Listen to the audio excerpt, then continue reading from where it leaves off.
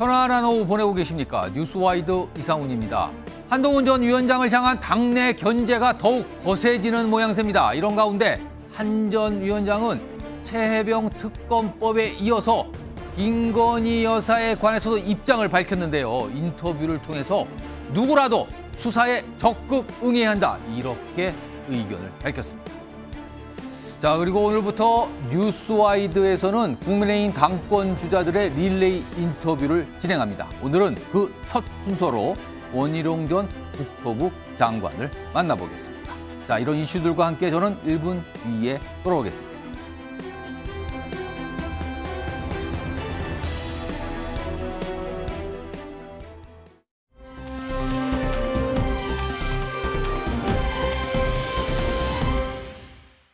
자, 한동훈 전 위원장 지금 당권 도전에 나섰는데요. 경쟁자로부터야 어떻게 보면은 당연히 견제가 들어올 수 있다. 그런데요, 경쟁자가 아닌 쪽에서도 뭔가 거부를 하고 심지어 지금 정치권에서는 왕따 당하고 있는 거 아니냐 이런 얘기까지 나오고 있는데요. 오늘도 그런 모습이 좀 있었습니다.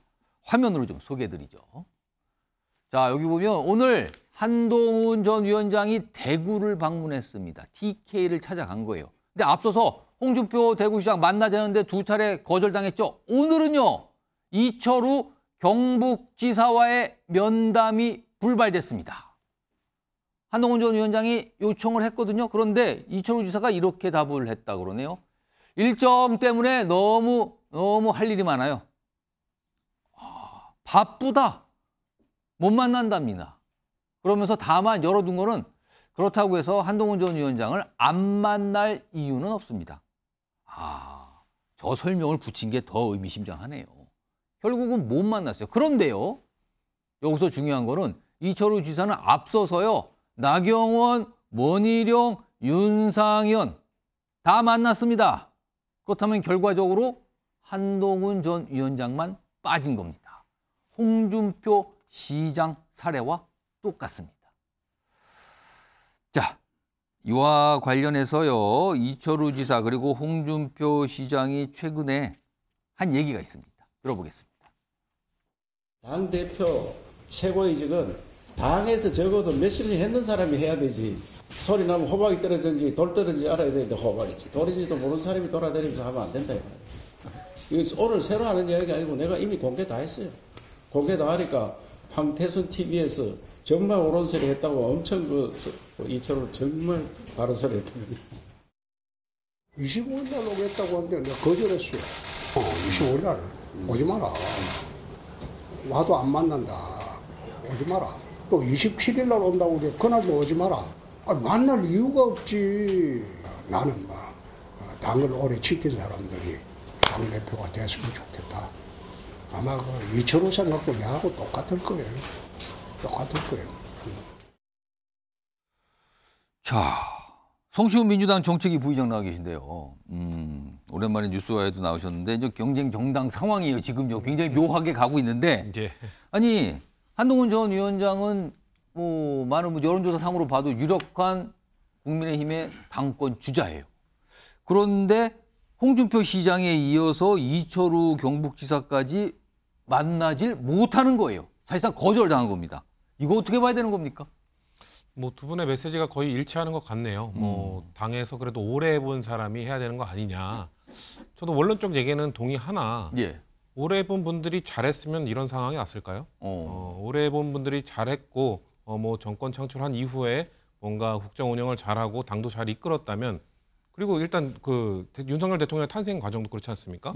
당에 오래 계셨던 분들이 경쟁력이 있었다면, 윤석열 대통령 같은 아예 정치학 경험이 전무한 분을 후보로 이렇게 불러와서 이렇게 대선에 내보냈을까요? 예. 오래 했던 분들이 잘 못하니까. 그리고 오래 했던 분들 그렇게 먼 과거로 갈 것도 없이 홍준표 시장 2018년에 당대표로서 지방선거 이끌어서 참패 당하지 않았습니까? 그렇게 못하니까 그렇게 된 겁니다. 그런 말씀을 드리고 싶고, 저는 이 두 분이 자충수 될 거라고 봅니다. 이렇게 노골적으로 광역단체장들이 본인의 이런 표심을, 본인의 마음을 드러내는, 사심을 드러내는 이런 정치를 하신다는 거는, 예. 만약에 이렇게 노골적으로 이철우 지사와 홍준표 시장이 반 한동훈 기색을 드러내셨는데 만약에 투표 결과에서 TK에서 한동훈 후보가 1등을 하면 이 두 분의 조직력이 없구나, 이 두 사람의 위력이 없구나 이런 거를 증명하는 꼴이 되거든요. 예. 이 두 분은 지금 저는 매우 모험을 하고 계신 거라고 보고 있습니다. 자, 이철우 경북지사가 바빠서 못 만납니다. 뭐 그렇다고 안 만나는 건 아니고요. 이렇게 생각을 밝힌 것과 동시에 한동훈 전 위원장에 대한 평가도 좀 언론 통해서 내놨는데 그 내용 좀 확인해 볼까요? 이겁니다. 민주당이 정쟁용으로 추진하는 최병 특검 이거 덜렁 받겠다는 건 정치인이 아니다. 그러면서 마지막에 이렇게 얘기하죠. 조금 더 공부하고 오세요. 이렇게 평가를 합니다. 이철우 지사는 저기 계시고요. 이준우 국민의힘 미디어특위위원 나와 계신데요. 그러니까 만남을 자기가 거절했는데 이제 충고 같은 내용을 뭔가를 한 거예요. 더 공부하고 와라 그 뜻인데 당 대표 하기에는 부족하다, 경험 없다 이 뜻입니까? 예, 그 말이죠. 요즘에 보면 공부 얘기가 많이 나오는데요. 예. 국회에서도 얼마 전에 공부를 누가 더 잘했겠느냐 뭐 이런 얘기도 있었잖아요. 예. 네, 여기서 말하는 공부는 뭐 그런 공부가 아니라 아마 인생 공부, 정치 공부를 말하는 것 같아요. 한동훈 이제 위원장 같은 경우는 불과 작년 12월에 우리가 비대위원장을 모셔가지고 이제 많은 기대를 안고 선거를 치렀습니다. 예. 근데 그 기대 속에서 뜻하지 않은 리스크가 나왔어요. 윤석열 대통령 관련된 특검에 대해서 우리 검토 가능하다는 메시지가 나와가지고 예. 굉장히 출렁였고 비대위원장 교체설까지 나왔었던 그런 이제 갈등이 있었죠. 그리고 그 선거의 결과가 좋지가 않았습니다. 예. 저는 이제 그 갈등이 나왔던 것과 지금 총선 결과가 떨어져 있다고 생각하지 않아요. 만약에 그때 한동훈 위원장이 뛰어난 리더십으로 당정관계 일치성을 보여주고 우리가 보수우파를 지키겠다는 것을 명확하게 보여줬다 그러면은 적어도 지금처럼 108석은 아니고 한 140석 가까이 갈 수도 있었다. 예. 그런데 한동훈 위원장이 저는 약간 이제 중도 좌로 기우는 그런 메시지 나오는 바람에 우리 당에 있는 우파들이 표가 분열되면서 좀 의석수가 많이 뺏기지 않았나 이제 그런 생각이 들고요. 이번에 이제 당 대표 나오는 거에 대해서는 예. 본인이 지금 최상병 특급이라는 메시지 에러가 나왔단 말입니다. 그러면은 그 에러에 대해서 어떤 전략이 있는지 예. 본인이 설명해야 되는데 대통령의 어떤 제2 요구권, 즉 거부권이죠. 그거에 대해서 부담을 덜어주기 위해서 최상병 특급을 찬성한다는 식으로 설명을 해요. 그렇다 그러면 앞으로 지금 민주당이 준비하고 있는 특검이 얼마나 많습니까? 그러면 모두 대통령의 거부권을 부담을 덜어주기 위해서 전부 다 특검을 찬성할 거예요? 그러지 않을 거지 않습니까? 그런 이제 좀 이제 본인의 준비되지 않은 그런 일성이나 출마 선언문 이런 것들 보고 아마 저 도지사님이나 이제 홍 시장님이 좀 정치 공부를 더 해야 되지 않겠느냐 그런 말을 한 것 같습니다. 지금 사실은 한동훈 전 위원장이 당대표에 도전한다라고 선언한 것과 동시에 특검 찬성 의견을 보인 게 이게 당내에서 많은 논쟁과 논란이 되고 다른 경쟁자뿐만 아니라 지금 보시면 홍준표, 이철우 이런 지방자치 단체장부터 공격을 받는 그런 이유가 되고 있거든요. 이거와 동시에 견제를 하는 내용 중에는요. 공부가 부족하다, 경험이 없다. 홍준표 시장의 표현의 그 내용을 빌려서 제가 설명드리면 애다. 이런 얘기를 많이 합니다. 화면 좀 볼까요? 또 한동훈만 빼고 이유는 여기 보면 홍준표 시장이 대표적이에요. 이상한 애가 대표되면 몰락한다. 그리고 여기 보면 원희룡 전 장관 경쟁자죠. 인생 경험 안 겪어본 분 같다. 나경원 의원 경험 부재다. 나쁜 수도 없다. 그래서 한마디로 말하면 경험이 없고 약간 애다. 이렇게 정리가 되는 거예요. 이게 견제의 많은 이유 중에 하나로 좀 언급되고 있습니다. 자, 그럼요. 이와 관련된 목소리 들어보겠습니다. 선거에서도 이상한 애가 당선이 돼버리면 그다음부터는 정부 여당이 같이 몰락하는 겁니다. 당내에서도 막 이상한 애를 갖다가 당대표를 뽑아버리면 윤석열 정부는 발붙일 데가 없어요. 갑자기 점령군처럼 굴러 들어와갖고 당대표 되는 시대는 이제는 아니다.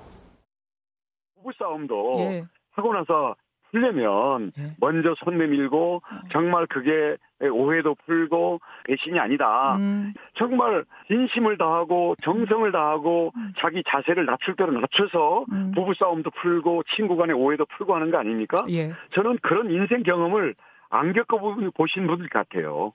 자기 뜻을 전부 수직관계로 자기가 지시하면 따르는 부하관계 내지는 자기를 추종하는 팬들의 관계에서만 인생을 살아오신 게 아닌가. 자, 김상일 정치평론가. 그러니까 한 전 위원장을 이른바 애 취급하는 네. 견제구 목소리가 많이 나오는 건데 그렇죠. 네. 이거 어떻게 봐야 됩니까?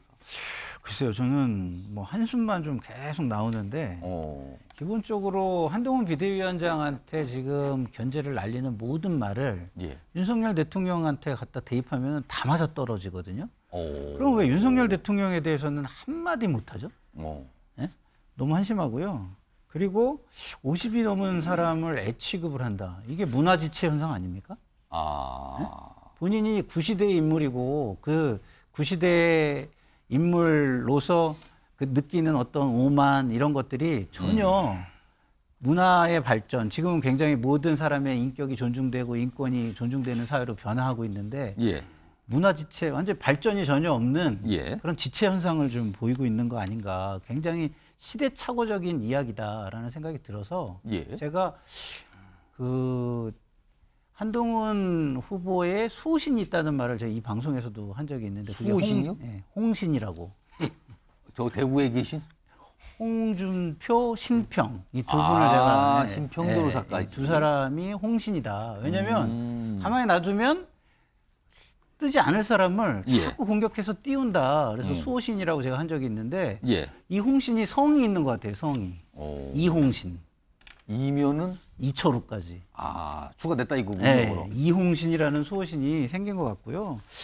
저는 이철우 지사, 홍준표 시장 공무원이잖아요. 예. 지자체장이잖아요. 예. 선거 중립의 의무 없나요? 이렇게까지 개입을 한다? 왜 할까요? 저는 의심이 들어요. 의심이 개인적으로. 어떤 의심? 용산이 굉장히 적극적으로 개입하는구나. 왜냐하면 지자체장들은 용산에 좀 잘 보여서 예산도 좀 따야 되고 정책적으로 좀 이렇게 지원도 받아야 되고 이런 게 굉장히 많잖아요. 그럼 그 분위기를 읽고 그거에 맞게 행동하고 있는 게 근데 지금 저는 모습입니까? 알아서 정도는 아닌 것 같아요. 이게 직접적인 메시지가 강하게 오지 않았을까 이런 의심마저 들어요. 그리고 이건 선거법 위반이 소지가 전 너무 다분하다고 생각이 들고요. 예. 그리고 좀 전에 우리 이준호 위원님께서 그 최혜병 특검에 찬성하면 모든 특검에 찬성할 거냐? 예. 이 말은요. 저는 진짜 일반화의 오류라고 생각합니다. 저도 최혜병 특검은 무조건 받아야 된다고 생각을 하지만 다른 예. 특검에 대해서는 민주당의 안을 많이 비판하거든요. 저조차도 민주당에서 발의하지만. 예.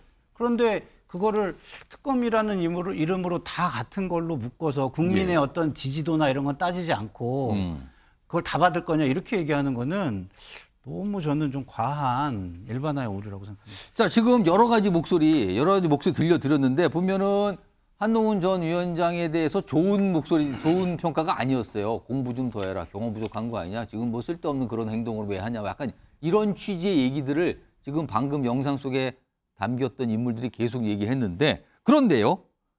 그 인물들이요. 올해 초 지난해 말 총선 준비를 한참 하던 그 즈음에는요. 한동훈 전 위원장에 대해서 아주 다르게 얘기했습니다. 극찬이 들어가 있었습니다. 그 목소리 불러와서 들어보겠습니다. 국민들이나 당원들이 많은 기대감을 가지고 있다는 점에서는 저는 점수를 후하게 주고 싶고요. 한동훈 비대위원장이 들어와서 일단은 기대와 또 많은 국민들의 이목을 집중한다는 점에서는 의미가 있다. 가장 신뢰하는 분이 아마 대통령 입장에서는 한동훈 장관이고 그 깊은 신뢰 속에 그리고 공동 운명체 의식이 있기 때문에 소위 말해서 수익적 당정 관계도 뭔가 돌파구를 열 수가 있다. 수도권 선거에 이제 그래도 한동훈 장관이 젊고 참신하고 이제 스마트한 그런 이미지가 수도권 선거에도 좀 맥힐 것 같아요. 소정 변호사, 불과 뭐 길게 봐도 6개월, 짧게 보면 한 5개월 만에 그냥 순식간에 완전히 바뀌었어요, 지금 입장이. 이거 왜 이렇게 달라진 겁니까? 그런데 그 사이에 예. 총선이라는 이제 어마어마한 이벤트가 있었잖아요. 처음에 이제 그 긍정적으로 평가한 거는 예. 당연히 이제 그 총선을 좀 승리로 이끌어 달라. 이런 데 기대감이 반영되니까 저렇게 이야기하는 거고요. 예. 그런데 문제는 이제 총선에서 최악의 참패를 한 거죠. 뭐 제가 개인적으로는 대통령의 책임이 제일 커요. 왜 윤석열 정권이 다 중간 평가니까. 그렇죠. 예. 그 다음에 큰 게 한동훈 위원장이란 말이에요. 그러니까 누구도 부인 못하는 거죠. 그런데 패배 책임을 지고 사퇴를 했잖아요. 예. 그리고 이제 그 좀 정교하고 이런 데 그 리더십에서 이제 성찰하면서 좀 이게 정책 공부도 하고 이랬는데 예. 바로 이게 등판하니까 아무래도 거기에 대한 비판이 좀 이게 있는 거 아닙니까? 그런 거에 대한 거부감이 지금 일고 있는 거라고 보시는 겁니까? 그렇죠. 뭐 저는 이제 어느 정도 양쪽 다 입장이 이해가 되고요. 아마 한 위원장의 입장에서는 이철우 도지사 있잖아요. 예. 이쪽이 더 뼈아플 겁니다. 왜 그랬냐면 이제 홍준표 시장은 원래부터 계속 원색적으로 비난했고 벌써 수개월 됐어요 지금요. 그리고 이제 홍준표 시장이 대구의 영향력보다요. 이철우 경북도지사가 이제 그 영향이 큽니다. 경북이 또 이게 당원이 더 많아요. 경북 지역이 대구보다. 대구 경북이 20%인데 예. 응집력이 강해요. 부산 경남보다 당원이 많아요. 예. 그다음에 투표율도 그렇고 따라서 이제 이철우 부지사가 이제 강하게 한 위원장을 비판하는 부지사가 아니고 지사입니다. 예, 지사가요. 예. 도지사가. 이게 아마 한 위원장으로서 이게 더 뼈아픈 부분이고 풀어야 될 숙제가 아닌가. 이렇게 저는 봅니다. 그러니까 면담 거절을 받았는데 홍 시장의 거절보다 이철우 지사의 거절이 더 정치적으로는 뼈아픈 거 아니냐 이런 분석까지 곁들여 주셨는데요. 지금 최근 한 일주일 정도를 보면은요. 뭐 다른 여당 내 다른 인사도 그렇지만 이 당권 경쟁자들의 이 비판 수위가 점점 높아지고 있는데 오늘은요 급기야 간신이라는 표현까지 등장을 했어요. 한동훈 전 위원장 주변 인물을 향해서 그런 표현이 등장합니다. 이 관련 목소리도 좀 들어보겠습니다. 한동훈 당시 위원장이 그냥 선택하고 밀고 나가서 그 공천된 분들이 있는데요. 그분들이 전부 지금 저 캠프에 보좌관들 파견해가지고 개파 정치를 지금 하고 있지 않습니까? 뭐 간신이다 이렇게 부르고요. 그분들이야말로 우리 당내 분열을 초래하고 사법 리스크를 피하기 위한 탄핵 초시계를 지금 작동을 시켜놓은 것에 말려드는 천진하고 위험한 그런 정치에 몰고 가는 겁니다. 한동훈 위원장 아시다시피 수평적 당정 관계를 하겠다고 그러십니다. 줄 세우는 정치의 일종의 저게 러닝메이트제라는 겁니다. 저게 바로 줄 세우는 정치고요. 국회의원이나 당협위원장 특정 후보를 위해서 선거 활동할 수가 없습니다. 이것은 명백한 당헌당규 위반입니다. 자, 송치훈 부의장. 원희룡 전 장관은 한동훈 전 위원장 캠프에 가서 지금 도와주고 있는 인사들을 두고 간신이라고 표현했습니다. 지금 워딩이 한동훈 위원장이 그냥 공천 줘가지고 예. 후보돼서 총선돼서 당선된 사람이라고 하지 않았습니까? 예. 한동훈 위원장이 그 당시에 그냥 그 기존의 지역위원장, 기존의 당협위원장이 아닌 사람에게 공천 줘서 선거 나간 사람 원희룡 후보 아닌가요? 원희룡 후보 그 인천 계양을 원래 20년 동안 지역위원장, 당협위원장 하셨던 분 제끼고 한동훈 그 당시 위원장이 예. 공천 줘가지고 선거 나가지 않았나요? 그 당시에 원희룡이 있습니다 하면서 같이 손들지 않았나요? 그런 자기 모순적인 발언, 본인은 졌죠. 패배했기 때문에 보좌관을 보낼 수가 없죠. 보좌관이 없으니까요. 그러니까 전 지금 자기 모순적 발언이 너무 많다는 말씀을 드리고 싶고 글쎄요. 원희룡 후보가 왜 저러시는지 저는 솔직히 이해가 잘 안 되는데 자 지금 국민의힘 전당대회 전 타당이지만 이렇게 말씀드리는데 총선에 참패했고 대통령 국정 지지율이 처참하게 나오고 있습니다. 왜 이렇게 나오고 있느냐의 판단이 첫 번째 일성으로 나와야 되는 것 아닙니까? 한동훈 후보가 그래서 저는 최혜병 특검법을 중재안을 내놓겠다. 저는 민심을 제대로 읽었다고 봅니다. 민주당이 위협을 느껴야 된다고 생각할 정도로 제대로 읽었는데 근데 나경원 후보는 핵무장론 못해서 이번 총선 진 겁니까? 지금 원희룡 후보는 또 입에 담기 힘든 뭐 이재명 대표를 못 넣어서 이재명 대표 못 넣어서 총선 참패한 겁니까? 윤석열 후보는 또 뭐라고 합니까? 줄 세우기 정치요. 박근혜 정부 때 줄 세우기 정치 하셨던 분 아닙니까? 지금 다른 후보들이 전혀 민심을 못 읽고 있다. 지금 전혀 국민의힘이 왜 지금의 상황에 왔는지를 파악을 못하고 있기 때문에 저런 실언, 자기 모순적 발언들이 전 나오고 있다고 봅니다. 자, 이런 어떻게 보면 뭐 십자포화 수준의 공격이 오고 있어요. 이런 상황에서 한동훈 전 위원장도 가만히 있질 않았습니다. 오늘도 이런 견제 공세와 관련해서 한마디를 내놨는데요. 그 목소리 확인해 보겠습니다. 저를 상대로 해서 아주 많은 분들이 여러 가지 인신공격성 발언들을 많이 하시고 그 수위가 점점 높아가고 있는 것 같은데요. 저는 우리 보수 정치가 우리 지지자들만큼 품격 있어졌으면 좋겠다라는 말씀을 드립니다. 자, 그리고 언론 인터뷰를 통해서도 반응, 약간 반격 그런 분위기가 느껴지는 반응을 보였는데 화면으로 정리해봤습니다. 이겁니다.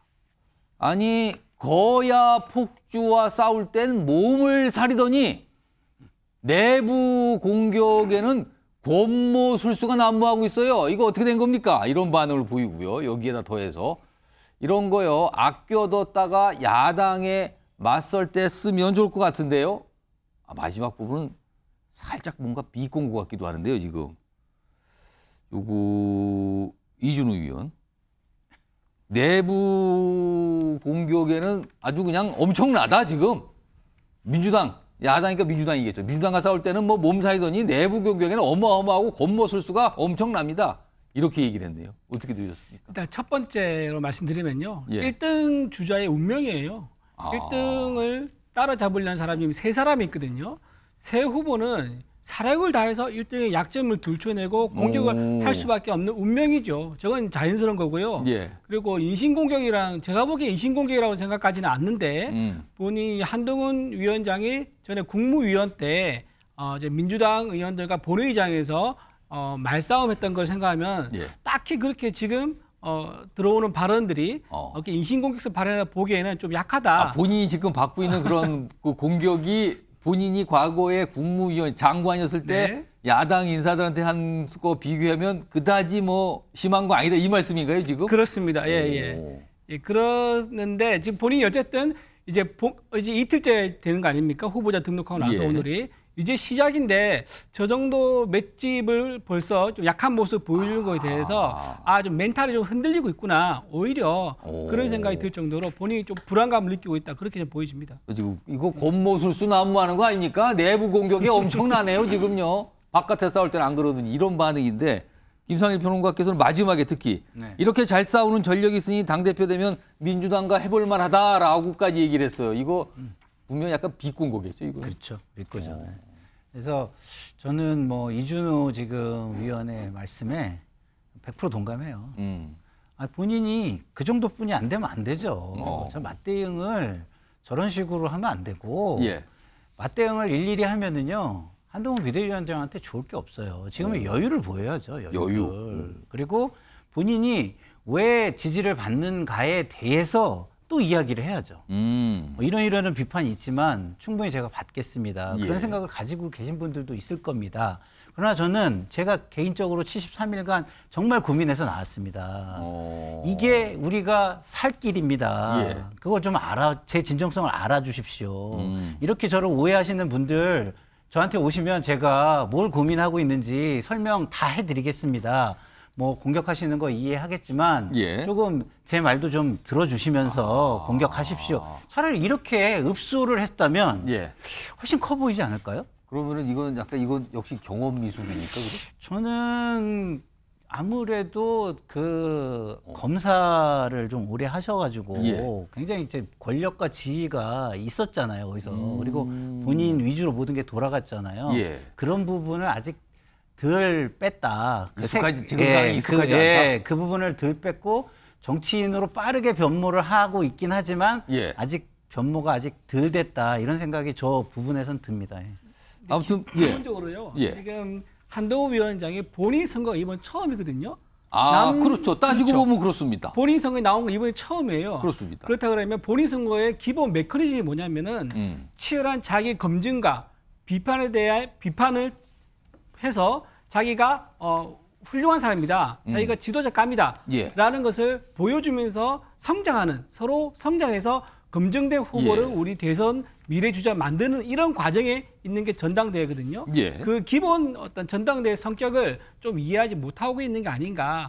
그런 생각이 좀 들긴 합니다. 아니, 근데 저 정도까지는 저는 너무 과한 비판이라고 너무 같다고 보시는 겁니까? 너무 같다고 지금은? 생각하고 이런 거죠. 코끼리는 생각하지 말라는 게 있잖아요. 근데 자기 비판 쪽으로 자꾸 본인이 대응을 하면 그 비판이 계속 이슈가 되는 거예요. 그러니까 아까 말한 지금 뭐 권모술수 난무합니다. 그렇죠. 본인에게 이거잖아요 지금. 그러면 이게 배신자냐 아니냐로 이슈가 가잖아요. 근데 왜 그걸로 자기가 걸어 들어가요? 그런 거는 잘못했고, 자, 우리 성치윤 의원이 정말 말 잘했잖아요. 어떤 겁니까? 누구를 위해서 정치를 하는 거냐 도대체. 그리고 누구를 위해서 정치를 하는 거라는 걸 왜 국민들에게 인정을 못 받냐. 그 부분을 먼저 생각하고 그 부분에 대한 이야기를 많이 해야 된다라고 했잖아요.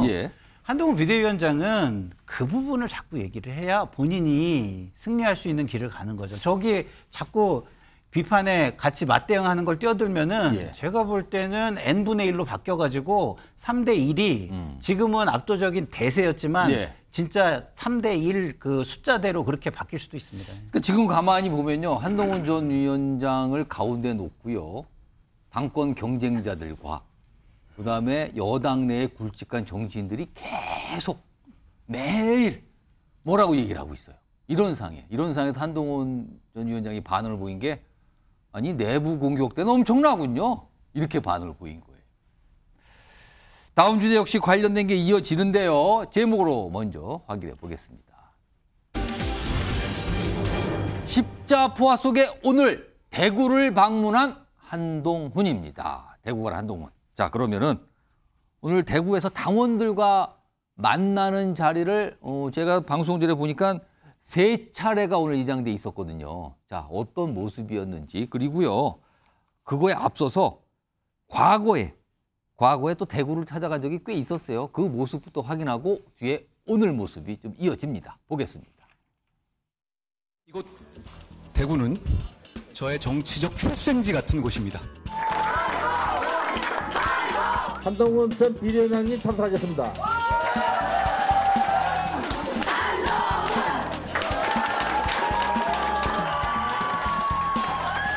우리의 마음을 알아주실 것이다 라고 해주셔서 제가 너무 기분이 좋았습니다. 뭐 여러 환호도 있고요. 마이크 잡고 여러 당원들과 만남. 지금도 아마 진행 중일 거예요. 지금 여러 차례 있으니까 오늘. 손정욱 변호사. TK 아까 말씀드렸지만 당원 비중이 가장 높은 곳, 뭐 중요한 곳, 텃밭 이렇게 꼽히는데 오늘 한동훈 전 위원장이 대구 방문했는데 TK 지역에서 한동훈을 바라보는 시선 어떻다고 보십니까? 지금 이제 그 TK가 아마 고민이 제일 많을 것 같아요. 왜 그러냐면 이제 제가 총선 전에 TK는 이제 윤한홍 3명을 생각해요. 윤한홍.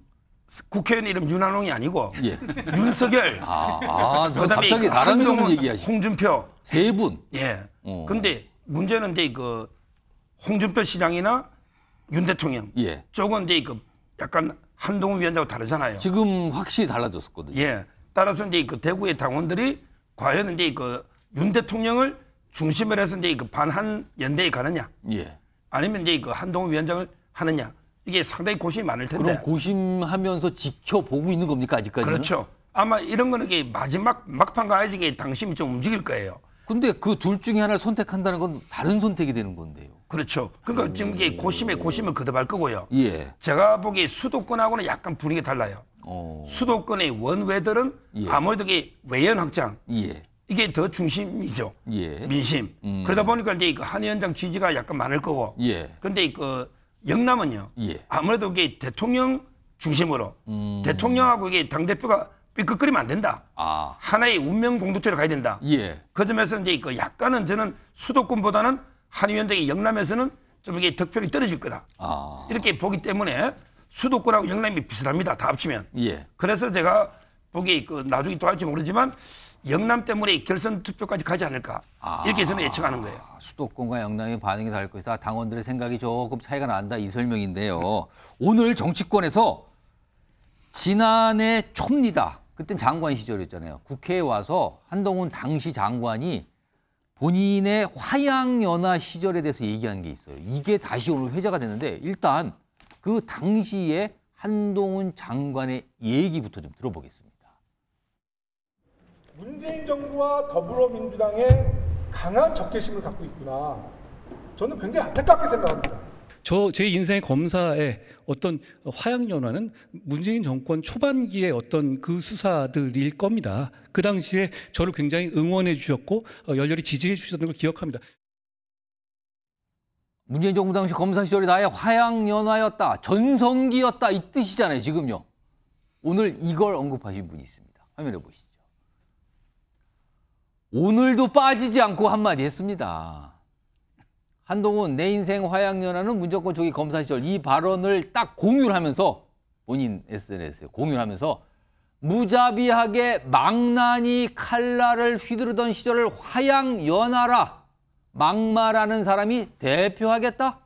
억지 시대의 정치 코미디다. 이렇게 또 혹평, 비난이죠, 비난. 엄청난 비난을 또 갑니다. 하나 더 볼까요? 또 그렇게 얘기합니다. 그런데 또 여기서 그를은 한동훈입니다. 그를 추종하는 보수 우파 레밍 집단도 어처구니 없어. 레밍이 이게 집단으로 막 다니는 그 쥐를 말하는 거 아닙니까? 한 방향으로. 추종 세력을 레밍이라고 규정했습니다. 문 등에 업은 철부지. 정치 검사의 난동. 난 이런 자 용납 못한다. 철부지 또 나왔습니다. 여기서. 성추행 부의장. 예. 오늘뿐만이 아니에요. 사실 저런 표현은 뭐 몇 달 됐는데 홍준표 대구시장이 한동훈 전 위원장을 이렇게까지 싫어하는, 정말 싫어하는 것 같거든요. 이렇게까지 싫어하는 진짜 이유가 뭐라고 보십니까? 저는 질투심이라는 단어로 설명을 할 수 있을 것 같아요. 질투요? 예. 왜냐하면 그 홍준표 시장도 대선 후보도 나왔었잖아요. 2017년 대선 후보도 나오시고 대선 그 참패를 한 이후에 당대표 하신 다음에 아까 말씀드렸던 2018년 지방선거 대패, 그 이후에 본인은 지방선거 당대표로서 지방선거 참패를 한 이후에 당에서 2020년에 공천에서 탈락시켰거든요.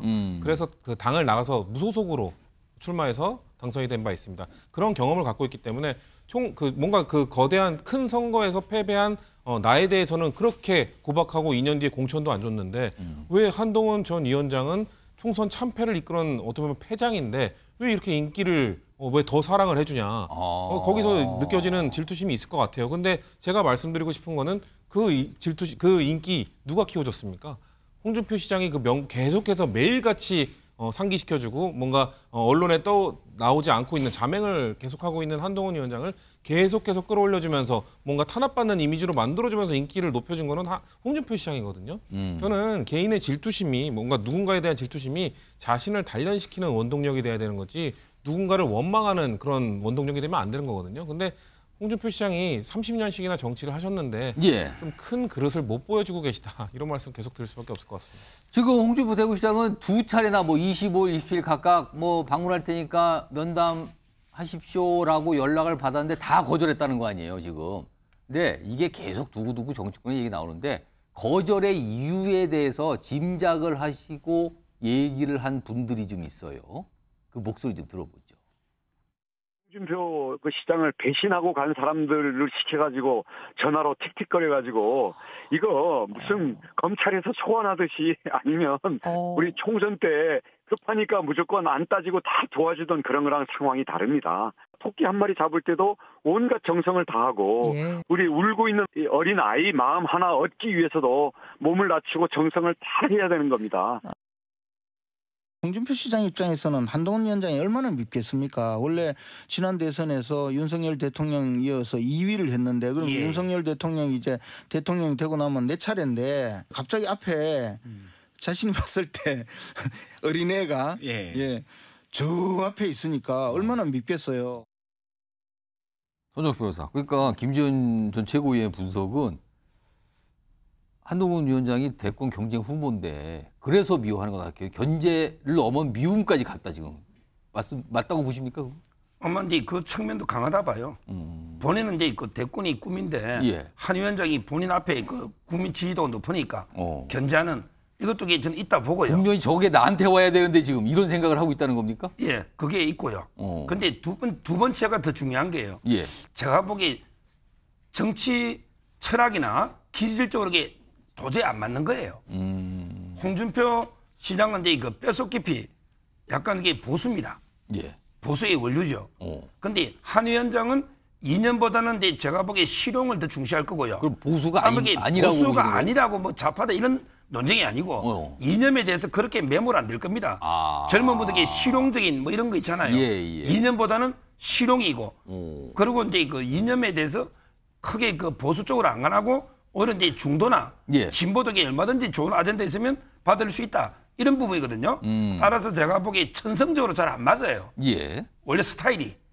그다음에 견제도 있고 이 두 개가 저는 섞여 있다. 그러니까 이게 이렇게 완전히 견원지간 아닙니까 지금? 그러니까 뭐 얼굴도 절대 봐서는 안 된 사이가 돼버린 걸까요? 김성일 평론가? 그런데 일각에서는 홍준표 시장의 이러한 비판, 아까도 그런 취지 맥락을 하셨는데 이런 비판이 오히려 한동훈 전 의원한테는 도움이 될 것이다. 동정론을 또 불러올 수도 있다. 이런 분석도 있더군요. 네, 도움이 될 거예요.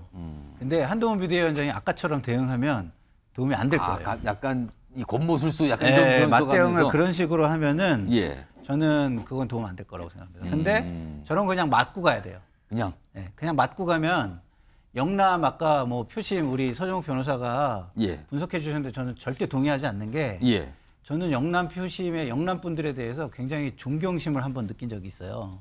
그래요? 이준석 당대표를 전략적으로 부상시킬 때입니다. 그러니까 청년이고 원외인 이준석이라는 인물을 대표로 뽑았을 때. 진짜 누구도 상상하지 못했던 걸 영남에서 대표로 뽑아 올립니다. 진짜 어마어마한 정치권의 충격적인 사건이었어요. 그만큼 영남의 그 유권자분들, 보수분들의 수준이 높다. 굉장히 전략적이시다. 저는 이런 걸 느낀 적이 있거든요. 근데 뭐 수준이 높으셔도 평상시에 그 수준 높음이 맨날 발현되지는 않아요. 그렇잖아요.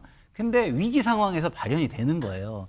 제가 볼 때는 지금 보수는요 위기예요. 윤석열 대통령 눈치를 보고 그 위기에서 한 발짝도 빠져나오지를 못하는 상황이에요. 근데 그 나올 수 있는 디딤돌을 한동훈 비대위원장이 지금 놔주고 있거든요. 근데 그 디딤돌이 아까 이렇게 맞대응해가지고 굉장히 약한 디딤돌이 돼서 밟으면은 물속으로 푹 빠져버리거나 이런 디딤돌이 돼버리면 안 되잖아요. 그래서 한동훈 비대위원장이 보여줘야 될 것은 나는 굉장히 단단한 디딤돌이다. 이거를 보여줘야 돼요. 근데 팩트는 하나 체크해봐야 될 게요.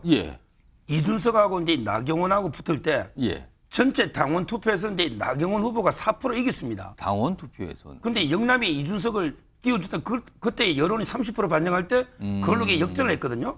지역별로 당원들 투표 결과는 제가 못 봤고 오히려 전체 당원에서는 나경원 후보가 이준석을 이겼어요. 그래서 영남권이 이준석 대표를 만들어줬다는 거는 잘 모르겠어요. 알겠습니다. 아닌데 그때 이준석이 4%로 당원에서 졌다는 거는요 어마어마한 겁니다. 그 정도까지만 해도 선전한 거다라는 말씀이시네요. 진짜 거기가 그렇게 보수적으로 똘똘 뭉쳤다면 제가 볼 때는 거의 80대 20 정도 나와야 맞는 거예요. 알겠습니다. 근데 4%. 말씀하세요. TK에서 지금 저렇게 핫하게 홍 시장님하고 이 도지사가 왜 저렇게 센 발언을 하냐면요.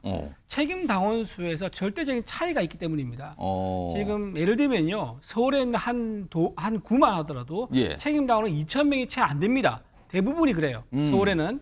근데 경북 같은 경우는 상주가 12,000명입니다. 책임 당원이. 6배나 차이가 나고요.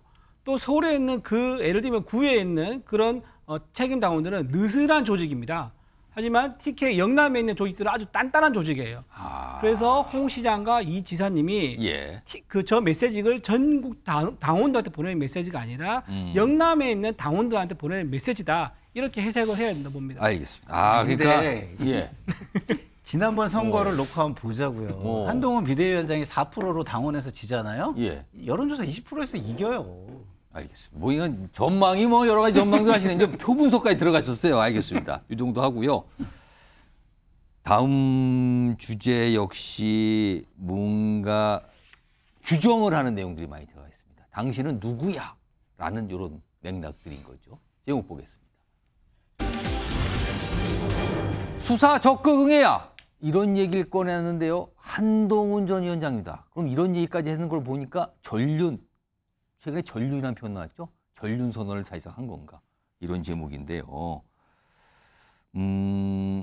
한동훈 전 위원장이 정치적으로 보면 지금 어떤 상태다 이렇게 규정하는 얘기들을 최근에 많이 합니다. 본인 스스로도 또 규정을 하죠. 들어보겠습니다.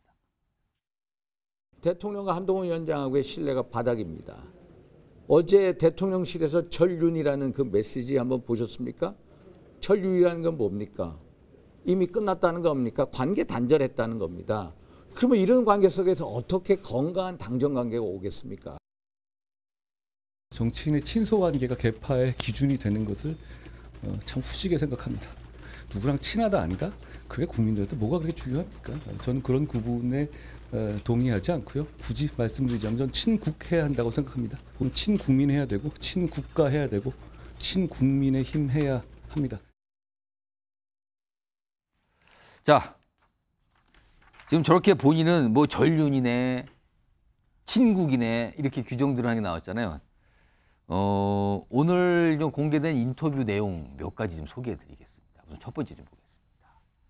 한동훈 전 위원장이 이제 언론 인터뷰 요새 많이 하고 있는데 그 인터뷰에서 우선 이렇게 얘기해요. 김건희 여사 관련 수사에 대해서 질문을 받는데 이렇게 얘기를 합니다. 누구라도 적극적으로 수사에 응해야 한다고 말한 바 있습니다. 그러면 좀 저 질문에 적극적으로 수사에 응해야 한다고 얘기를 한 겁니다. 그리고요, 검찰과 관련해서도 검찰이 법 앞에 평등을 유념하면서 적극적으로 수사해서 빠르게 결론 내야 됩니다. 법 앞에 평등 지켜야 되고요, 적극적으로 빠르게 수사하세요. 이렇게 얘기를 한 겁니다. 일단 심상치 않습니다. 김건희 여사 수사 관련해서 가장 구체적으로 최근에 나온 반응입니다. 다음 하나 더 보죠. 이번엔 윤석열 대통령과의 관련된 내용입니다. 윤석열 대통령이 지난했던 오찬을 거부했잖아요. 근데 그 왜 거부했습니까에 대해서 이 설명을 한 게, 이 오찬 거부요, 국민이 공개적으로 오찬하는 거 좋게 안 볼 것 같아서요. 이렇게 얘기합니다. 그리고요, 본인과 관련해서 특정인을 지키기 위해서 정치하지는 않습니다. 이렇게 얘기합니다. 김건희 여사와 윤석열 대통령에 대해서 이렇게 밝힌 겁니다. 이준우 의원, 입준되면 이거 사실상 전륜 상태로 가는 겁니까? 예, 전륜으로 봐야겠죠. 윤석열 대통령과 한동훈 위원장은 검사 시절에 인연이 20년이 넘습니다. 그런 관계이기 때문에 아마 저 정도까지 말이 나온다는 것은 아마 윤 대통령이 굉장히 한동훈 위원장에서 뭔가 섭섭한 게 있다. 이런 이제 의미라고 볼 수밖에 없는 거고요. 예. 절연까지는 아닐 거예요. 아마 20년 넘게 인연을 이어왔기 때문에 절연까지는 아니지만 예. 현재 자리상 나는 이제 정부를 이끄는 대통령이고 또 집권 여당은 대통령을 바쳐서 도와줘야 되는데 그러지 않을 가능성이 많은 분이 당 대표가 된다 그러면 나는 절윤으로는 갈 수 있겠다. 이런 의미로 될 거고요. 그 다음에 저는 이런 생각을 한번 해봤으면 좋겠어요. 한동훈 위원장이 만약에 입장이 바뀌어서 한동훈 전 위원장의 부인이 어떤 의혹이 있다 했을 경우 누군가 그걸 비호해주고 따져보고 감싸주는 것이 아니라 덮어놓고 상대가 주장한 것처럼 같이 따라가면서 정치인 공세를 오히려 동조하는 듯한 이런 말을 한다면 한동훈 위원장도 그걸 가만히 있겠습니까? 나 저 사람과 나 이제 못 믿겠어. 저 사람 나 이제 보기 싫어. 라는 마음이 자연스럽게 들 수밖에 없을 거예요. 그런 맥락 좀 봐서 아마 전륜으로 봐야 되지 않을까 그래 봅니다. 네. 저 이준우 의원님 말씀 저 진짜 반론을 제기 안 할 수 없는 게요. 짧게 드릴게요. 이준우 의원님께서 홍준표 시장이 자기 여자를 지키는 게 상남자의 모습이다. 이거 비판하신 걸로 저 기억하거든요. 근데 공인이기 때문에 그거 안 된다는 게 비판의 요지였잖아요. 예. 그럼 지금도 이건 공인과 사인의 입장으로 나눠서 봐야지. 지금 사인이 하는 행동을 우리가 이야기하고 있는 게 아니잖아요. 알겠습니다. 공인으로서 부인은 당연히 공인으로서 해야죠. 예, 공인인데 지금 민주당에서 이거를 실체를 밝히자고 지금 하는 게 아니지 않습니까? 이걸 가지고 밝히자고 하는 겁니다. 그러니까 그렇지 않죠. 국민의힘에서는 아니 검사를 정치적 아니라고 보신다는 거예요. 그렇죠. 예. 저희는 특검 검사를 정치적인 검사를 임명해가지고 어떤 식으로도 뭔가 흠집을 내서 매일매일 브리핑을 할 수 있도록 하자라는 건데 그게 어떻게 정치적인 파헤치가 정치의 공세가 아니겠습니까? 민주당이 수사를 하는 거 아니잖아요. 그럼 그것만 바꾸면 받으실 겁니까? 그 독소 조항만 빼면 받으실 겁니까? 아니잖아요. 국민의힘 그거 받는다는 얘기 아무도 못 하고 있거든요. 갑자기 뭐 특검법 얘기를 슬쩍 가시는데 다시 한번 불러오겠습니다. 원래 자리로. 자, 일단 인터뷰에서 밝힌 내용이 좀 심상치는 않아 보여요. 지금요. 김건희 여사 그리고 윤석열 대통령의 관계에 대해서 이렇게 입장을 설명을 했거든요. 다음 화면 좀 하나 더 보겠습니다. 이 전륜이라는 표현은 사실은 대통령실 관계자를 통해서 나왔죠. 앞서서 뭐 특검법 얘기했을 때부터 나왔던 표현이에요. 반륜 넘어 전륜이다. 그런데 한동훈 전 위원장이 또 언론에 이렇게 얘기를 해요. 윤석열 대통령 저에게 투표하시기를 바랍니다. 전당대회는 당원들이 투표하잖아요. 윤석열 대통령도 당원이거든요. 그러면 당대표 후보로서 본인에게 투표하길 바란다 그랬어요. 요거 성취부이죠. 윤석열 대통령이 정말 한동훈 전 위원장에게 투표를 할까요? 표를 던질까요? 헌법에 비밀 투표가 보장되었기 때문에 뭐 알 수는 없겠지만 투표 안 하시고 다른 사람에게 투표하고 김건희 여사에게 보고하지 않겠습니까? 다른 사람 투표했다고. 근데 지금 오늘 계속 뭔가 한동훈 위원장 주제가 되다 보니까 제가 뭔가 계속 한동훈 위원장 변론을 한 것 같아서. 그러니까 여기 여권에 계신 두 분과는 사뭇 다른 얘기 좀 하고 계시는 거 맞아요. 그러다 보니 지금요. 공교롭게 그렇게 됐는데 저는 한동훈 위원장 좀 전 발언 하나 좀 지적을 하고 싶은데. 어떤 겁니까? 검찰이 법앞에 평등 유념하면서 적극적으로 수사에 빠르게 결론 내야. 김건희 여사 특검에 대해서 이 얘기하셨거든요. 본인이 법무부 장관일 때는 왜 그런 지시 안 내렸습니까? 본인이 법무부 장관일 때 지연 수사하지 않았습니까? 그때도 수사는 진행 중이었는데 왜 그러지 않았는가? 그때 그래놓고 이제 와서 이러는 거 지금에 와서 반성한다. 지금에 와서 그때를 후회한다. 이렇게 생각하신다면 저는 인정하겠으나 근데 저는 이것도 전략인 것 같아요. 저는 이거 김건희 여사 특검으로 이제 또 다른 후보들이 여기에 대해서 이제 얘기하고 공격할 겁니다. 지금 저는 되게 영리한 전략이라고 보는 게 이 그 특검법 관련돼서는 이게 뭐 정치적 경륜이나 이런 게 전 드러나지 않는 부분이라고 봅니다. 그냥 순간에 정무적 판단이 들어가는 부분이고 오히려 한동훈 위원장에 대해서 한동훈 후보에 대해서 정치적 경력이 부족하다 이런 걸 강조하고 그러고 싶으면 다른 데 가서 전선을 쳐야 되거든요. 저도 뉴스와이드에서 예전에 얘기했던 적이 있는데 한동훈 위원장이 총선 과정에서 내세웠던 정치 개혁안들 굉장히 뭔가 오랜 고민이 없고 미숙한 안들이 엄청 많았거든요. 그런 데서 전선치고 투쟁을 하고 싸우면 한동훈 위원장이 한동훈 후보가 정치적 경력이 부족하다는 게 여실히 드러날 건데 이렇게 국민적 공감을 좀 살 수 있는 특검법, 그냥 정무적 판단이 들어가는 깊이보다는 정무적 판단이 들어가는 이 특검법 전선에서 싸우면 다른 후보를 절대 못 이기거든요. 근데 지금 되게 영리하지 못한 싸움들을 하고 있기 때문에 점점 더 이 구도는 저는 기울어질 거라고 봅니다. 지금 한동훈 전 위원장이 오늘 대구, 내일은 부산 이렇게 얘기인데 지금 대구에 있을 거예요. 그러면서 여러 가지 얘기를 할 텐데 오늘 대구에서 본인이 지금 약간 뭔가 포위당하는 상황이잖아요. 이 상황과 관련해서 얘기를 좀 꺼냈는데 사투리를 섞어서 얘기를 좀 했습니다. 들어보시죠. 홍준표 시장이 한동훈 후보를 지지하는 당원들한테 정신 차리라고 했거든요. 제가 특별히 말씀드릴 필요 없이 대한민국의 모든 상식적인 분들께서 그 장면을 어떻게 보실지 대부분 비슷한 생각을 하실 것 같아요. 지금은 당내 선거잖아요. 내부에서 그런 것 가지고 짜치게 왔다 갔다 얘기하는 거 바라실까요? 짜치게 왔다 갔다. 짜치게가 이거 사투리죠? 제가 이제 경상도인데요. 경상도 사투리입니까? 몰라서 인터넷을 찾아봤어요. 경상도인데 왜 모르십니까? 저 경상도 사투리 아닙니까? 저는 평소에 표준말 쓰잖아요. 방송할 때도. 그거 아십니까 뜻은? 뜻은 저는 몰랐는데. 대충 알았죠. 이거 경상도 출신 맞으십니까? 왜 모르셨어요? 맞아요. 근데 짜치다는 이래 돼 있어요. 표준 말은 쪼들리다고요. 쪼들리다. 뜻은 이제 그 어떤 일이나 사람에게 시달리거나 부대껴서 괴롭게 지내는 것 이렇게 돼 있습니다. 쪼들리게 뭐 약간 뭐랄까요? 사람이나 일에 시달려 가지고 괴롭게 지내는 걸 짜친다. 쪼들린다. 그러니까 쪼들리게 이렇게 왔다 갔다 뭔가 좀 약간 이렇게 넉넉지 못하고 약간 이런 뜻 같은데 이런 표현까지 쓰면서 약간 뭐랄까요? 반격을 했다 이런 상황인데 자 그러면은 지금 한동훈 전 위원장 관련된 걸 여러 가지 주제로 해봤는데 이제 종합 버전을 한번 여러분께 소개해 드릴 텐데 지금 사실상 뭔가 포위되는 분위기잖아요. 화면에 있습니다. 이거 좀 봐주세요. 잼 맞고 끌려다니는 걸까?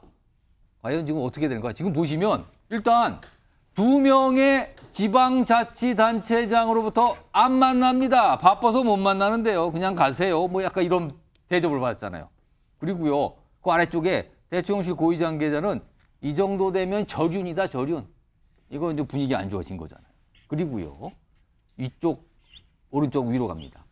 이 최혜병 특검 이거 찬성한다 이 발언 이후에 이걸로 가지고 엄청난 반격과 공격을 지금 받고 있는 상황이에요. 후폭풍이 일고 있어요. 그리고요 이런 와중에 경쟁 후보들 사이에서는 연대 또는 단일화 할 수도 있는 거 아니냐 이런 게 또 모락모락 얘기가 이루어지고 있습니다. 지금 4곳에서 거의 포위된 상태인데 여기서 좀 궁금하잖아요. 지금 한동훈 전 위원장 아까 무슨 보면은 뭐 짜치네 그다음에 권모수 얘기했지만 진짜 속으로는 무슨 생각을 하고 있을까? 이게 궁금한데 우선요. 관련 목소리부터 평론을 좀 하신 분들이 있어요. 들어보겠습니다. 한동훈 후보가 계속 약간 끌려다니고 잽을 맞고 있어요. 만약에 최혜병 특검법을 정말로 본인이 주도해서 본인들이 봤을 때 독소 조항을 없앤 형태로 주도하면서 이걸 통과시키고 그것이 결국은 대통령과 국민의힘을 위한 길이다라고 당원들을 설득해낸다면은 저는 한동훈 후보의 동무대가 될 거라고 생각합니다. 당대표가 되기도 전에 국민의힘의 가장 난제를 풀어낸다. 얼마나 멋있습니까? 한동훈 전 비대위원장이 최상병 특검을 사실상 찬성하고 김건희 특검을 엊그제까지 강력하게 반대하던 한동훈 전 비대위원장의 입에서 소환, 전향적으로 이렇게 나왔겠어요. 저는 그래서 한동훈 비대위원장은 전당대회 전에 김건희 특검도 찬성한다. 그렇게 예상합니다. 자, 영상이 나가는 동안 패널 네 분께 질문을 드렸어요. 지금 뭔가 포위된 상황 같은 한동훈 전 위원장. 지금 속으로는 뭐라고 생각을 하고 있을까? 지금 속내는 과연 무엇일까? 이거를 써달라고 네 분께 추정해 써달라고 했는데 우선 김상일 평론가께서는 카메라를 보여주세요. 저를 보여주지 말고. 뭐라고 쓰신 겁니까? 너희들 쫄리제. 지금 이 한동훈 전 위원장이 지금 밖을 향해서 그렇게 속으로 생각하고 있을 것 같아요. 무슨 뜻입니까? 그러니까 본인이 지금 압도적으로 지금 앞서가고 있잖아요. 근데 모두가 본인을 공격하잖아요. 아, 쫄리는구나. 그럼 즐기고 있는 겁니까, 지금? 그러니까 쫄리다는 건 아는데 근데 좀 본인의 말씀해 주세요. 본인의 어떤 그 뭐랄까 감정을 다스리는 거는 조금 더 수양을 해야 될 것 같아요. 생각은 이렇게 할 것 같아요. 근데 아까 맞대응을 바로 해버리잖아요. 그것만 없으면은 이 분위기로 내가 지금 1등을 달리고 있으니까 당신들이 그러는 거 아닙니까? 그렇죠. 이 분위기라는 거예요, 지금. 쫄리는 거를 감상하면서 그냥 가면 한동훈 후보는 저는 이번에는 전략적 선택을 유권자들이 보수층 유권자들이 할 수밖에 없을 거라고 봐요. 왜냐하면 그분들이 원하는 게 윤석열 정부의 성공이지만 성공을 해서 뭘 하고자 하는 거죠? 정권 재창출이에요. 그럼 윤석열 정부의 성공보다 더 원하는 거는 정권 재창출일 거라고 저는 생각합니다. 두 단어로 써내니까 딱 정확하게 너희들 쫄리제라고 쓰셨어요. 자, 그러면은 이번에는 맞은편에 계신 이준우 위원께서는 뭐라고 쓰신 겁니까? 이게 아닌데. 이거 약간 너희들 쫄리제하고 다른 분위기를 쓰셨네요, 지금. 이거 아닌데. 지금 한동훈 위원장은 지금 나왔을 때 자신만만했을 거예요. 그리고 그 옆에 계신 참모들도 확신을 가지고 나왔을 겁니다. 왜냐하면 여론조사 지지율이 누구보다도 비교관대가 앞섰었거든요. 압도적으로. 근데 막상 나와서 당원들을 만나려고 하다 보니까 만남 자체가 잘 안 되는 거예요. 지금 뭐 홍 시장하고 이 도지사님이 만남을 거부했었고요. 내일 또 PK 부산 간다고 하는데 거기서도 만남을 거부당할 수도 있습니다. 어떤 분이 거부할지는 모르겠지만 그리고 용산에서도 전륜이라는 얘기를 노골적으로 드러냈고요. 그래서 내 지지율 가지고 자신감 있게 나왔지만 돌아가는 판이 내가 생각한 이게 아닌데 그래서 본인도 지금 약간 의기소침하고 이 판이 잘못하면 내가 뒤집을 수 있겠구나 이런 생각을 하고 있을 것 같습니다. 이게 아닌데라고 생각을 할 것 같다. 자, 그러면은 이번에 역시 맞은편에 계신 성춘 부의장은 뭐라고 쓰신 겁니까? 이거 뭐 비슷하게 해야 되는 건가요? 들어와. 영화에 나오는 이거는 약간 자신감인데요. 이거는 뭐 하나도 겁이 나지 않는 이런 상황을 예측 못했을까요? 저는 전혀 예측 못한 상황으로 흘러가고 있다고 판단하지 않을 것 같습니다. 분명 1등을 달리고 있는 후보이기 때문에 비판적으로 나올 것이고 모든 후보가 공격할 것이고 대통령실도 부정적으로 뭔가 목소리를 낼 것이고 그게 선거에 도움이 안 되지 않을 것이다. 지금 사실 아까 저륜이라는 얘기를 했는데 예. 지금 윤석열 대통령이야말로 국민들이 지금 저륜하기 직전이거든요. 지금 지지율 보십시오. 지금 위태위태합니다. 사실상 한 이제 10%대로 가면 사실상 국민들이 저륜한 거라고 볼 수 있는데 그런 상황에서 최혜병 특검이나 김건희 여사 특검에 대해서 저런 발언하는 것, 예. 욕먹을 연기가 필요한 상황이었기 때문에 당연히 겁을 먹고 있지 않을 것이다. 단 겉으로는 저는 이렇게 해야 된다. 들어와 하면 웃으면서 얘기를 해야 된다. 아까 김상일 평론가님이 딱 적당한 말씀해 주셨는데 웃으면서 대응을 해야 될 거라고 봅니다. 판례를 뭐 10분 활용하시네요. 마지막으로 소정욱 변호사께서도 두 잘 쓰셨는데 뭐 화살표도 있네요. 설명해 주세요. 한마디로 이제 그 한 위원장의 상황은요. 예. 사면 초가가 아니고요. 예. 사면 윤가. 여기서 윤은 윤 대통령. 윤 대통령.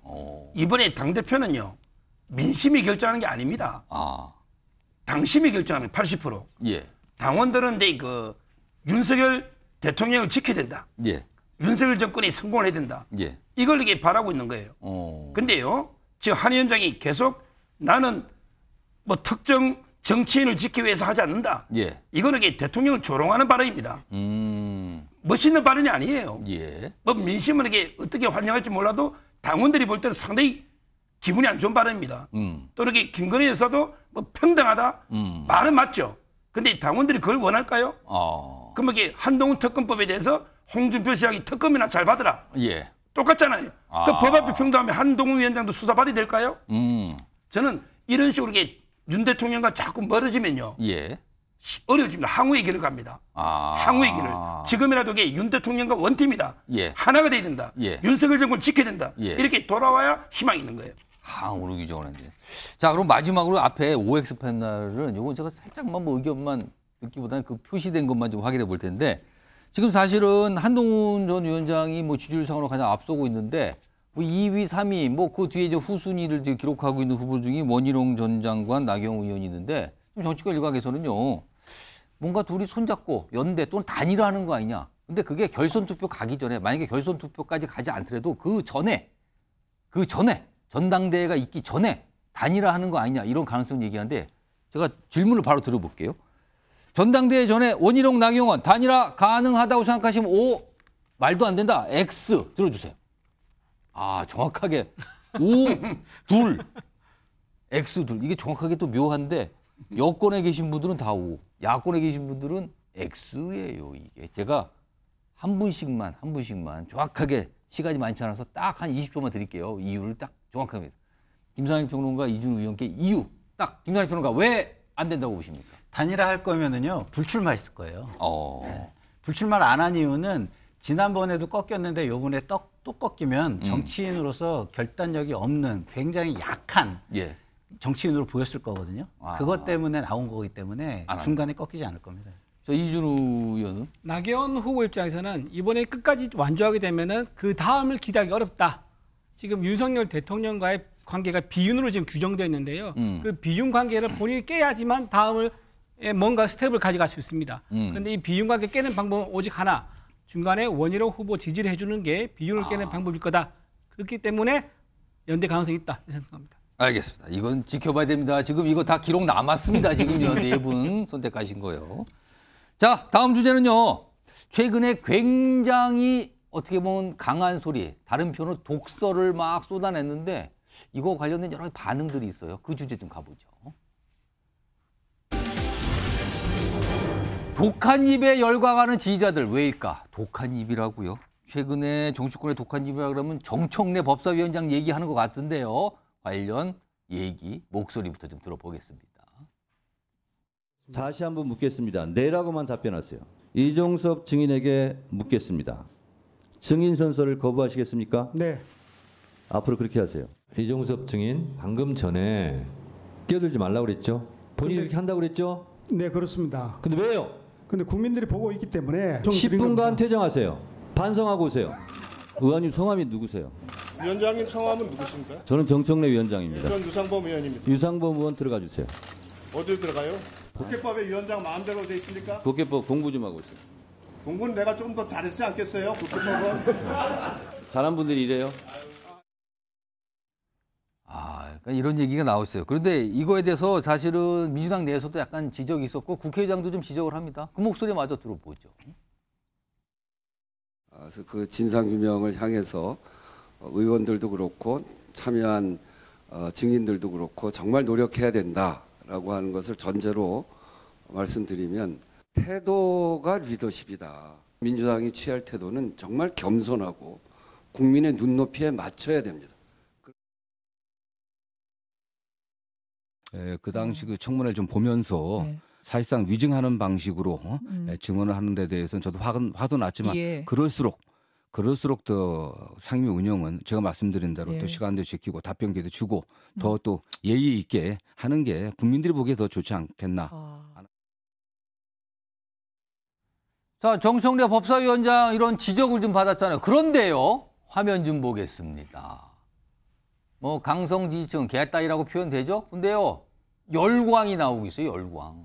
여기 보면 정청래 위원장한테는 잘하고 있습니다. 굴하지 말고 당당하게 나가주세요. 모든 당원, 지지자들이 지지합니다.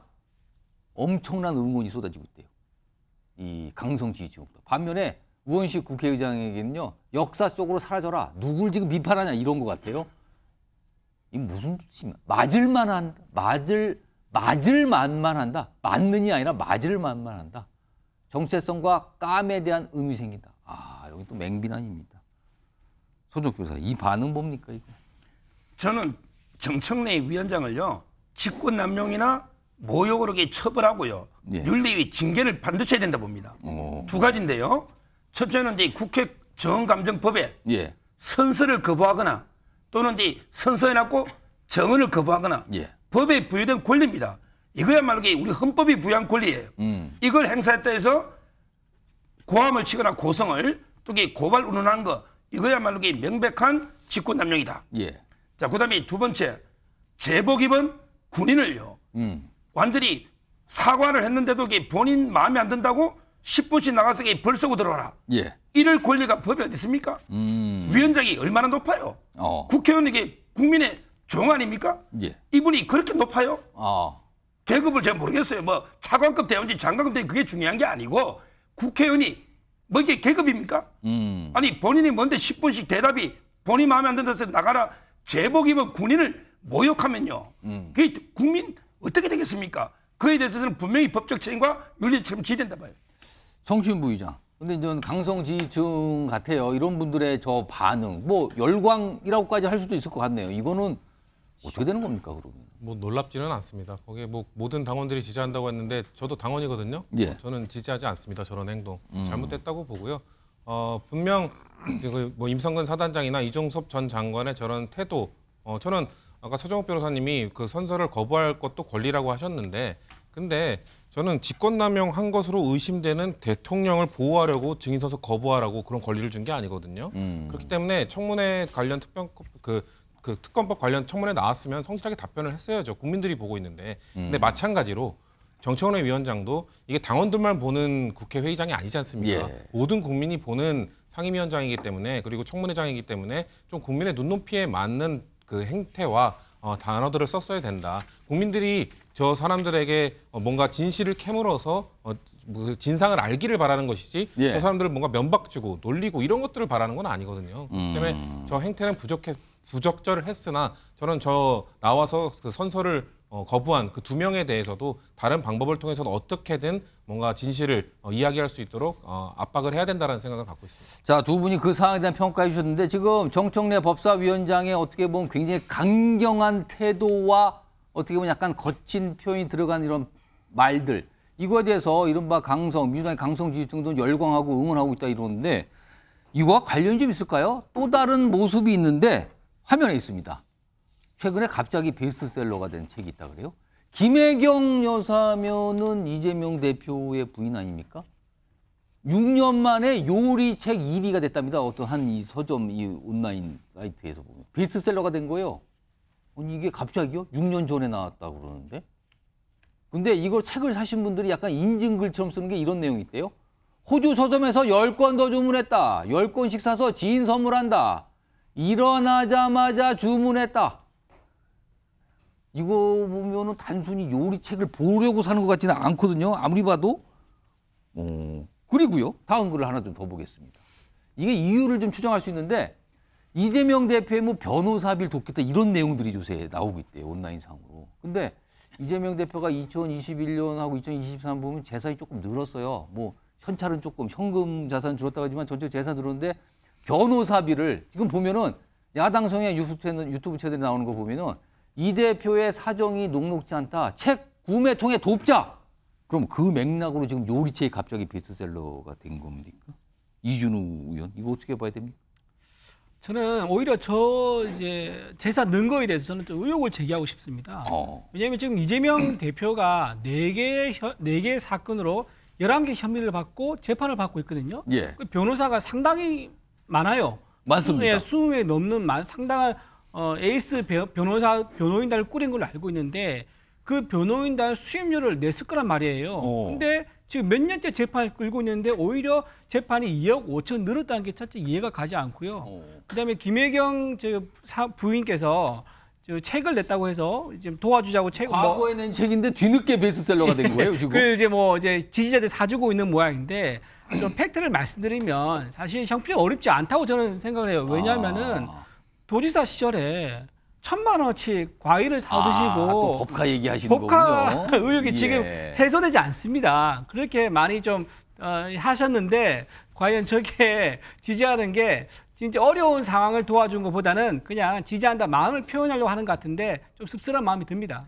이런 상황에 대해서 여당에서 반응이 하나 나왔는데요. 나경원 의원이 반응을 좀 보였군요. 이겁니다. 이러다가 아버지가 아니라 교주님 소리까지 나오는 거 아닌지 모르겠다. 약간 뭔가 이렇게 몰아준다 이거죠. 책 이런 걸로. 김상일 평론가는 뭐 한 말씀 해주시죠. 저는요. 출판사 관계자가 올린 거 아닌가 싶은 마음이 들어요. 책을 사라고? 네. 왜냐하면 이게 인세가 몇 프로죠? 10%좀 되지 않습니까? 10%도 안 되는 경우가 꽤 많은데. 10%면 보통은 10%죠. 네. 그러면은 이게 후원하는 거에 비해서도 이게 굉장히 실효성이라는 게. 그러니까 출판사로 더 많이 간다는 거죠? 네, 완전히 떨어지는 건데 이런 식으로 해서 그 재정적인 걸 도와주자라는 아이디어를 낸 게 그게 실용적이거나 효율적인 아이디어입니까? 저는 아니라고 생각하기 때문에 왜 이런 아이디어를 내지?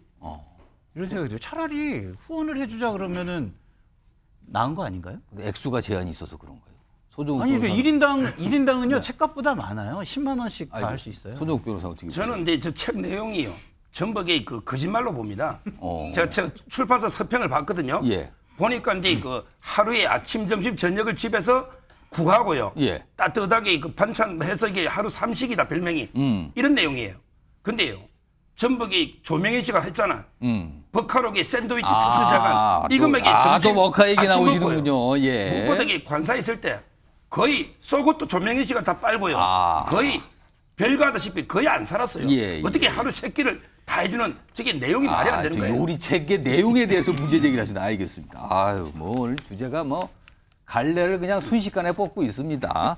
마지막 주제 짧게 한번 짚어볼 텐데요. 역시 이거는 영상으로 먼저 좀 확인해 보겠습니다. 최근에 국회에서 있었던 모습입니다. 보시죠.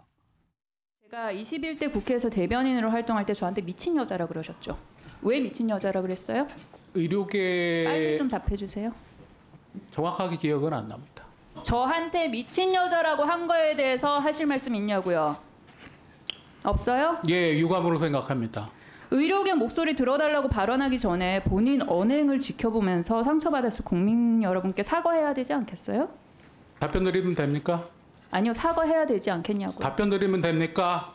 사과해야 되지 않겠냐고요. 국민이 가진 헌법상의 표현의 자유의 영역에 생각된다고 생각합니다. 자, 의협회장 반응이었는데요. 요거 대단합니다. 사실 의협회장 과거 발언 뭐 엄청났는데 김상희 평론가 한 30여 초 정도 시간이 있는데 한 말씀 해주세요. 이거 어떻게 봐야 됩니까? 특권의 삶을 살아온 사람의 기득권으로 똘똘 뭉친 사고방식의 표현들이 난무한다 이런 생각이 듭니다. 임현택 이분은요. 의사예요. 환자들에 대해서도 언급을 해줘야 돼요. 근데 자신들의 이익 외에는 절대 언급을 안 하잖아요. 그게 무슨 의사입니까? 그냥 기득권층이고 특권층이지. 그런 생각이 듭니다. 알겠습니다. 마지막 주제까지 다뤄봤고요. 다음 아까 예고드렸듯이 인터뷰가 준비되어 있는데요. 우선 그에 앞서서 관련 영상부터 확인해 보겠습니다. 이러다가 다 죽습니다. 마지막 기회일지 모릅니다. 저 반성합니다. 책임지겠습니다. 윤석열 정부는 우리 모두 함께 만든 정부입니다. 저는 확신합니다. 우리는 반드시 이길 수 있습니다. 집권 여당의 당대표가 되자는 사람이 대놓고 반윤하자고 달려들면 그 집안이 콩가루 집안이지 유지가 되겠습니까? 저희는 친윤 반윤이 아니라 저는 윤석열 정부를 만든 청윤입니다. 성업을 한 청윤이에요. 끝까지 책임을 다하고 지켜내고 보완해서 반드시 우리가 공동 운명체로서 끝까지 우리 정권 교체를 해준 그 감사함에 대한 이 보답을 끝까지 하겠다.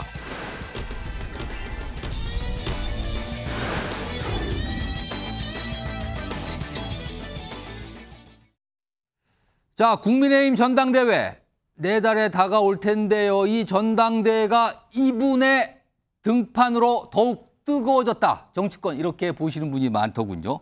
원희룡 전 국토부 장관 나와 계십니다. 안녕하십니까? 네, 안녕하세요. 예, 요즘 바쁘신데 오늘 부산 갔다 오셨죠? 예, 지금 비행기 타고 바로 왔습니다. 급하게 오셨군요. 알겠습니다. 네. 자, 질문이 많이 준비돼서 제가 좀 속도 좀 내보겠습니다. 시작부터. 우선 많은 분들이 좀 궁금해하시더군요. 당권 도전 의사를 결심하셨을 때 윤석열 대통령께 좀 소식을 알렸는가? 일단. 예. 언제쯤 알렸어요? 6월 20날 예. 저희 원팀의 자체 회의를 예. 해서 경론 끝에 결론을 내리고는 예. 우리 이제 함께 선거를 치러야 될 사람들에 대해서 긴급 연락을 하면서 예. 동시에 저는 대통령께 전화로 예, 구두 보고를 드렸습니다. 20일 날 연락을 하신 거네요. 예, 6월 20날. 당시에 윤석열 대통령의 반응은 어떻던가요? 갑작스러운 결정이고 다른 주자들은 이미 다 다녀가거나 전화를 다 했는데 예. 이제 막판에 이제 하니까 결정이 늦어지면서 조금 놀라시고요. 이왕 한 거 잘 해봐라. 근데 다른 주자들한테도 똑같이 그렇게 격려를 한다. 그런 입장에서 말씀을 하시더라고요. 20일 날 전화 통화했고 조금 늦었군요. 이런 반응이 나오셨다는 거예요. 알겠습니다. 원희룡 전 장관을 뭐 정치권에서 여러 가지 이렇게 따져보시는 분들이 많은데 친윤에 가장 가까운 후보 아니냐 뭐 이런 말씀들을 많이 하시는데 스스로 판단하시기에 본인은 친윤입니까? 오늘 뭐 어떤 인터뷰에서는 뭐 창윤이라고 또 말씀도 하셨던데요. 예, 저는 친소 관계는 윤 대통령과는 전혀 없었고 경선 때는 경쟁자였습니다. 하지만 경선 결과를 나왔을 때 정권 교체를 위해서 제 모든 것을 낮추고 던져서 사실 본부장을 맡았죠. 그렇기 때문에 저는 친윤 반윤이 아니라 창윤입니다. 공동 창업을 했던 예, 우리 당원들과 마찬가지로 예. 그러면 친윤 그 이상으로 가는 약간 표현이네요. 이거는 친윤 반윤을 가르는 것은 갈라치는 것이고 얄팍한 예, 관전자의 입장이기 때문에 저희는 만들었기 때문에 끝까지 공동 운명처리해서 책임을 져야 된다. 어려울 때일수록 도와줘야 된다. 그런 입장입니다. 그럼 제가 질문을 살짝 좀 바꿔서요. 지금 국민의힘의 주류 정치인들의 지지를 받고 있다고 판단하십니까 지금? 당권 도전에 대해서. 예, 제가 창윤의 입장에서 어려울 때 저의 25년간 저를 키워준 이 국민의힘, 이 당의 뿌리와 함께 온갖 탄핵의 위기도 겪었던 당원들의 그 절박함과 이 애국심을 담아서 제가 던지겠다고 했기 때문에 사실 뭐 주류 비주류 관계없이 우리 당의 뿌리가 있는 당원들의 절박한 지지를 지금 급속히 모아나가는 중이라고 생각합니다. 지지가 지금 빠르게 오고 있다 이렇게 좀 판단하세요? 구도가 제 생각한 것보다도 훨씬 더 빨리 요동치고 전파가 되고 있습니다. 전파되는 데는 시간이 걸리겠지만요. 날이 갈수록 하루가 다르게 판은 급변할 겁니다. 자, 지금부터는 이제 제가 여러 가지 윤석열 대통령 관련된 그래도 최근에 약간 판세와 비슷한 얘기까지 하셨는데 최대 경쟁자죠. 한동훈 전 비대위원장 얘기 좀 질문 좀 드려보겠습니다. 한 전 위원장 최근에 홍준표 대구시장 그리고 오늘도 아까 방송 중에 달았는데요. 이철우 경북지사는 안 만난다 그랬고요. 그리고 이 두 지방자치단체장께서는 한 전 위원장의 출마에 대해서 매우 비판적인 입장을 냈어요. 왜 그런다고 보십니까? 저희들이 또 표현은 뭐 다를 수가 있는데 두 가지로 얘기할 수 있어요. 우선 하나는 우리 한동훈 위원장의 경우에는 좀 더 정치를 좀 더 수련하고 지도자의 길을 가자. 검사에서 곧바로 대통령 또는 곧바로 당대표로 직행하는 사례는 윤석열 대통령 한 분. 왜냐하면 그건 국민이 불러냈기 때문에 본인이 나서서 한다고 그게 된 게 아니거든요.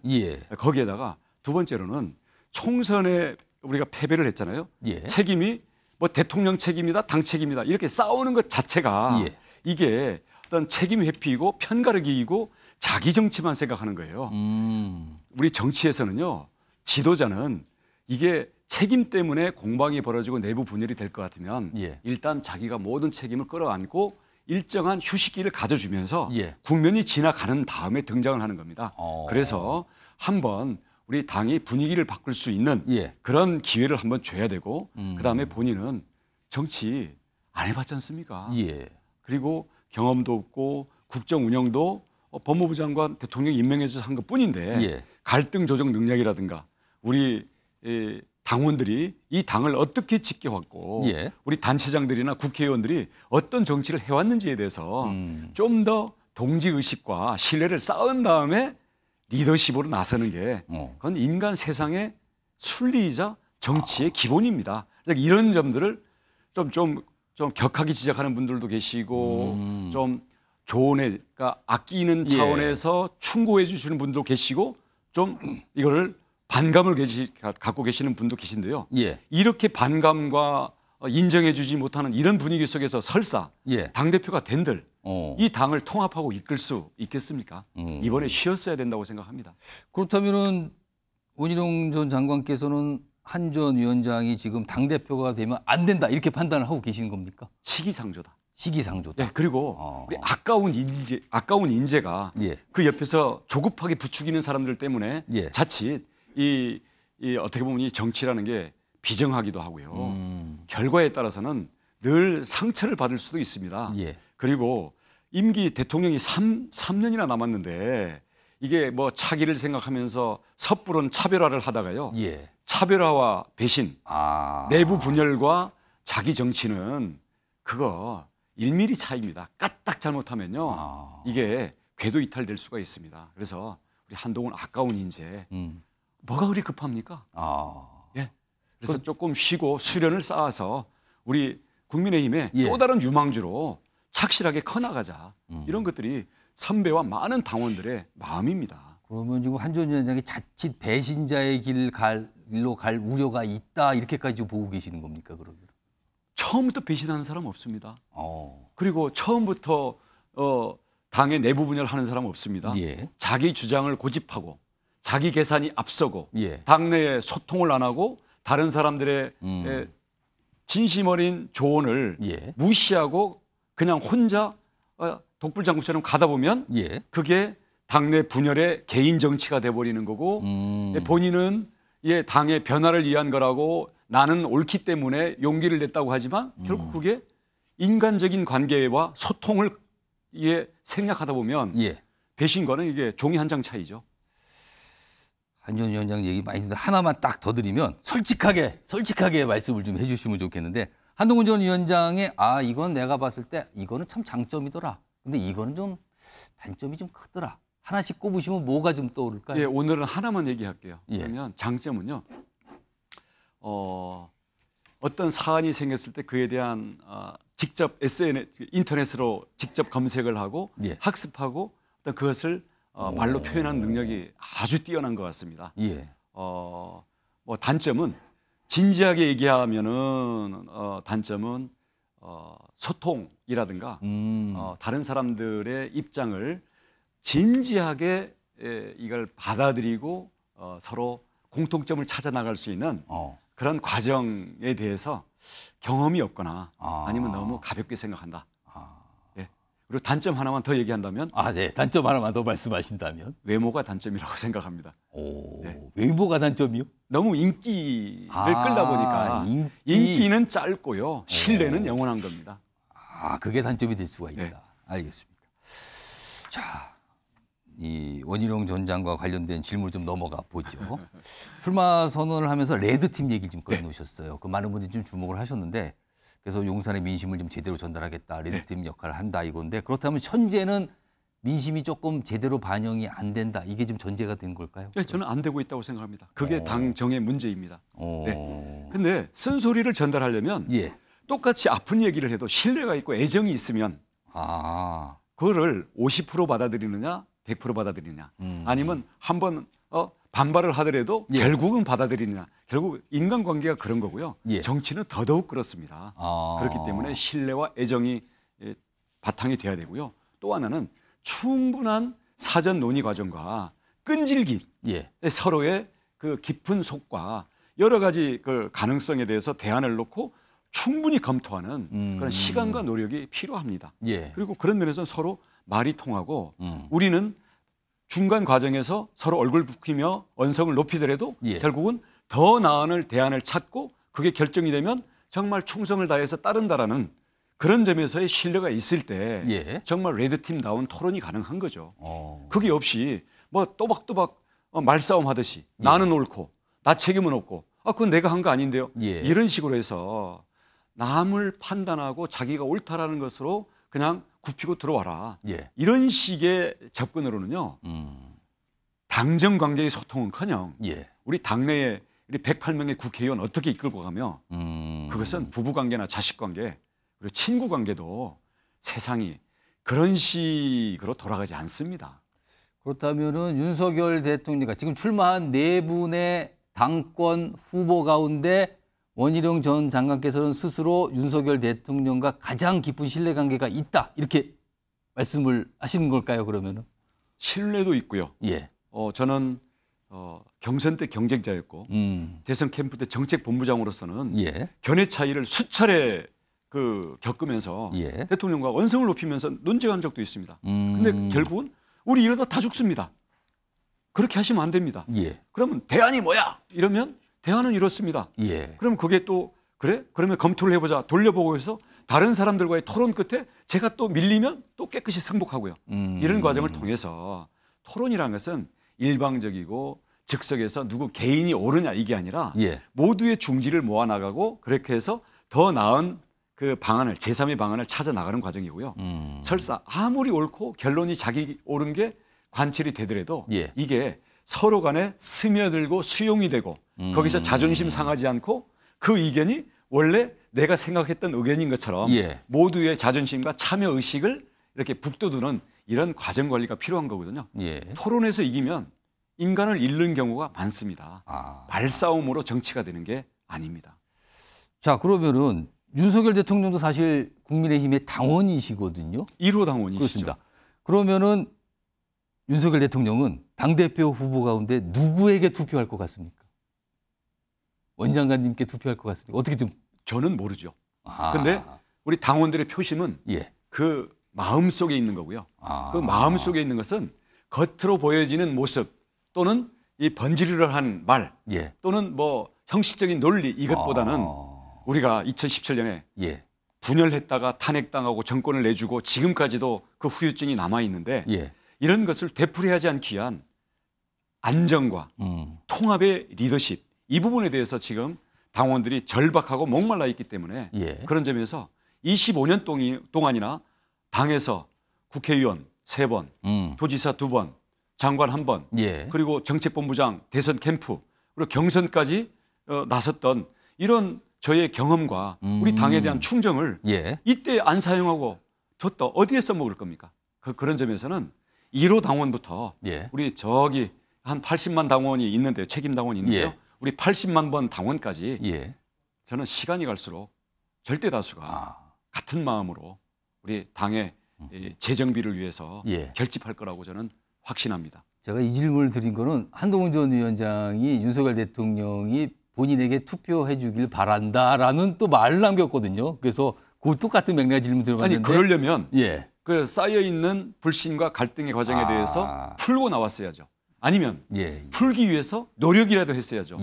근데 그거는 싹 무시하고 만약에 당대표가 되면 공적인 관계니까 공적으로 대할 거니까 문제가 없다? 저는요 이재명 민주당 그 어버이당 대표와 이번 총선에서도 붙었고 대장동 때 거기를 대선 떨어뜨리는데 제가 선봉장이었지 않습니까? 그런 점에서 봤을 때는 저는 이재명 당대표 저는 공적인 관계로 대할 거기 때문에 문제가 없지만 우리는 동지이고 우리는 당정 관계의 협력자이고 그리고 국민들이 걱정하고 우리 당원들이 걱정하는 문제에 대해서 누구보다도 가슴에 흉금을 터놓고 모든 가능성을 놓고 이야기하고 설사 내부에서 싸움과 갈등이 있더라도 그것을 더 좋은 의견과 결론이 났을 때는 이것을 책임을 서로 분담해서 국정 성공을 위해서 몸바칠 그런 신뢰와 헌신이 전제되고 자기를 희생할 수 있는 이런 자세가 전제돼야 이제 되는 거고 그 밑에는 인간관계가 전제돼 있어야 되는 거예요. 정치는 인간관계가 종합된 그 바탕 위에 공적인 책임을 다하는 그런 갈등 관리의 예술이라고 봅니다. 그럼 지금까지 20년 동안 눈에 넣어도 안 아프고 우리 그 뭐 넥타이 살 때 뭐 같이 동생처럼 넥타이도 챙겼던 그런 관계가 어떻게 인간관계에서 이렇게 하루아침에 이렇게 바뀌는지에 대해서 해명이 있어야 되고요. 왜냐하면 친소관계, 친윤, 원조 친윤은 한동훈 장관 아닙니까? 그 친분 때문에 아니 대선 때 아무것도 안 했는데도 초대 법무부 장관하고 비상대책위원장까지 맡았는데 그렇다고 한다면 그 인간관계에 대해서 본인은 어떻게 생각하는지 그리고 정치라는 게 인간의 친소관계가 후지다 그랬던데요. 친소관계를 가지고 따지는 게 아니라 친소관계는 제가 가장 없었던 사람입니다. 저야말로 윤 대통령과는 공적인 관계입니다. 하지만 우리는 정권을 같이 만들었고 어려울 때일수록 힘을 보태줘서 국민들의 기대를 다시 회복해야 되는 그런 공동 운명체이고 공동 책임이지 나는 옳고 당신이 인기가 떨어져서 그것 때문에 우리 피해가 오니까 나는 차별화하겠다. 그리고 그 여론과 반대로 가니까 우리는 비판하겠다. 그러려면 야당을 해야죠. 여당은 대통령과 함께 책임을 지기 때문에 여당이고요. 얼마나 어렵게 우리가 집권을 했습니까? 우리 당원들의 자부심과 지난 대선에 대한 어떤 우리의 그 보람 이 부분들이 지금 비록 국정 지지율이 어렵고 좀 총선이 참패한 것 때문에 우리가 전부 망연자실에 있긴 하지만 이럴 때일수록 책임을 묻고 남 탓하고 내부에서 공격을 밖에 나가서 공개적으로 하고 내부 소통은 하나도 안 하는 이런 자세로는 몇 발짝 가지도 못하고 이재명 조국의 탄핵 발차, 탄핵에 대한 개문 발차에 우리가 휩쓸려 들어가는 수가 있다. 우리 당원들요. 2017년 한 번이면 됐지 2번 그런 악몽으로 다시 가고 싶지 않습니다. 알겠습니다. 한동훈 전 위원장 얘기 자세해서 제가 이거마저 좀 질문 좀 드려봐야겠네요. 오늘 사실은 한동훈 전 위원장이 인터뷰를 통해서 한 말로 좀 공개가 됐는데 김건희 여사 수사 관련해서 누구라도 적극적으로 수사에 응해야 한다. 그리고 검찰은 적극적이고 빠르게 수사다. 이렇게 얘기를 꺼내놨거든요. 이건 좀 어떻게 판단하십니까? 그럼 100번 맞는 말입니다. 지금 검찰 수사 중이잖아요. 근데 제가 묻고 싶은 것은 도이치 사건. 문재인 정부 때 몇 년 동안 탈탈 털었던 거거든요. 법무부 장관 수사에 대한 일반 지휘권도 있는데 법무부 장관 1년 반 동안 하는 동안 왜 그 종결 조치 안 했습니까? 그래서 왜 특검의 빌미가 되게 합니까? 대신 그 파우치인가 가방인가 그 사건은요. 지금 검찰에서 수사 중이지 않습니까? 그건 뭐 우리 여사든 아니면 뭐 대통령의 할아버지든 일반 국민처럼 수사에 협조하고요. 만약에 거기서 뭐 의전적인 문제가 있다면 그것은 또 국민들이 납득하는 선에서 뭐 상식적으로 하면 되는 거 아니겠습니까? 우리는 특혜나 은폐를 바라지 않습니다. 알겠습니다. 지금 뭐 경쟁자가 4분이나 3분, 그러니까 포함해서도 4분이 도전 중이신데 특히 이제 나경원 의원과 관련돼서 단일화 또는 연대 얘기가 나오는데 단일화할 의사가 있으십니까? 자꾸 거기에 대해서 그 좀 민감하게 반응하시니까 제가 더 이상은 얘기 안 하겠습니다. 많은 분들이 질문을 하셨죠 이미 좀. 뭐 근데 그 시작도 안 했는데 무슨 단일화냐? 그렇게 말씀하셨는데 저는 그거를 뭐 100번 존중합니다. 알겠습니다. 이건 좀 초기부터 너무 빠르게 나온 질문이다 이렇게 말씀하신 것 같네요. 그러면. 아니 그건 상대가 있는 얘기니까. 알겠습니다.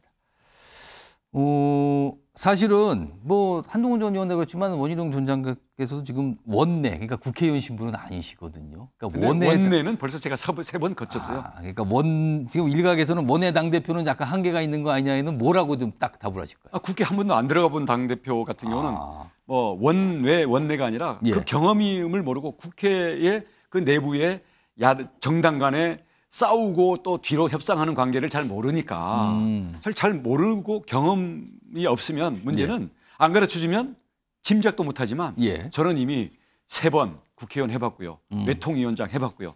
당 사무총장 해봤고요. 현역 의원들 전부가 참여한 정책본부를 이끌면서 제가 윤석열 정부의 공약과 국정과제 설계하고 국토교통부 장관으로서 우리 모든 여당, 야당 국회의원들과 협력하면서 우리 국토균형 발전 정책과 주택값 안정, 화물연대 정상화, 그리고 건설노조의 어떤 그 정상화 이것을 이미 힘차게 추진했던 사람입니다. 저의 원내 경험은 넘치기 때문에 저는 원내, 지금 현재 제가 원외 총선 패배했으니까 원외와 그다음 국토부 장관 그리고 그 대선 경쟁자이자 캠프로서 책임을 졌던 입장에서 원내, 원외, 용산의 삼각편대를 아우르고 통합하고 갈등 조절하면서 여기에서의 야당에 대한 거대 야당에 대한 전투력 또 국민들이 바라는 어려운 경제에 대한 국정 성과. 그래서 싸우면서 일하면서 싸울 수 있는 삼각편대의 통합 지휘력을 가장 풍부하게 갖추고 있는 그런 후보라고 저는 자신 있게 말씀드릴 수 있습니다. 알겠습니다. 지금 한 40초 남았는데요. 질문이 제가 빨리 한번 들어볼게요. 차기 대선에서는 원장님께서는 당연히 출마할 거다 이렇게 봐도 됩니까? 자꾸 그거 묻는데요. 지금 6개월 앞도 지금 어떻게 될지 그때 잘못하면 당이 있을지 없을지도 모르고 그러면 다음 대선 그 판 자체가 없어질지도 모르는데 우선 당장의 위기를 구해내는데 그리고 그래서 당을 안정시키고 당의 어떤 분열 요소를 통합시키는 그런 당의 구심점 역할을 하는 데에만 집중하고 제 온몸을 던지겠습니다. 알겠습니다. 오늘 뭐 여러 가지 질문에 답변 참 잘 주셨는데 오늘 말씀 여기까지 듣도록 하죠. 지금까지 원희룡 전 국토부 장관이었습니다. 고맙습니다. 감사합니다.